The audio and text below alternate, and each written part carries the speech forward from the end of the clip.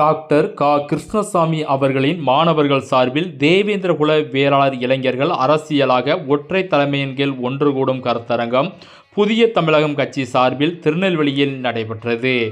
இதில் பசுபதி பாண்டியனின் தீவிர ஆதரவாளரான நெல்லை மூன்றடைப்பு வாகை குளத்தைச் சார்ந்த புத்தக புரட்சியாளர் தீபக் பாண்டியனின் அக்கா சிறப்பு அழைப்பாளராக கலந்து கொண்டார். அதனைத் தொடர்ந்து அங்கு கூடியிருந்தவர்கள் மத்தியில் தீபக் பாண்டியனின் அக்கா உரையாற்றினார். அப்போது பேசுகையில், தீபக் பாண்டியனைப் போல் இனிமேல் யாரையும் நான் இழக்க விரும்பவில்லை எனவும், இன்னொரு தம்பியை இழந்துவிடக்கூடாது எனவும், எல்லோரும் ஒற்றுமையாக இருங்கள், இன்னொரு முத்துமணவையோ இன்னொரு தீபக் பாண்டியனையோ இழந்துவிடக்கூடாது, எல்லோரும் எனக்கு தம்பிகள்தான், என் தம்பி தீபக் பாண்டியனை இழந்ததோடு இருக்கட்டும், இன்னொரு தம்பி இந்த மண்ணில் ரத்தம் சிந்தி உயிர் போகிவிடக்கூடாது, எல்லோரும் ஒற்றுமையாக இருந்து ஒன்றாக நில்லுங்கள் என பேசினார்.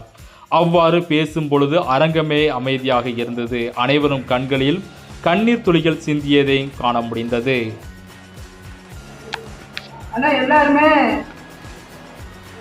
தம்பி மாதிரி நான் யாரையும் இழக்க விரும்பல, இன்னொரு தம்பி இழந்துடக்கூடாது, எல்லாரும் ஒற்றுமையா இருங்க, இன்னொரு முத்துமணவோ இன்னொரு தீபக் தம்பியோ எல்லாமே தம்பிகள் தான், அவங்கள இழந்துடக்கூடாது. நான் அன்னைக்கு சொன்னது பேட்டியில தான் சொல்றேன், என் தம்பியோட இருக்கட்டும், இனி எந்த தம்பியும் இந்த வழியில ரத்தம் சிந்தி உயிர் பெயரக்கூடாது, எல்லாருமே தம்பியா நினைக்கிறேன். அதனால எல்லாரும் ஒற்றுமையா இருந்து ஒன்னா நின்னுங்க, எந்த தம்பியை இழக்காதபடி நீங்க தான் காத்துக்கொள்ளணும். வேற எனக்கு என்ன பேசலாம் தெரியாது, நான் பேக்கில் பேசல, எனக்கு பழக்கம் கிடையாது.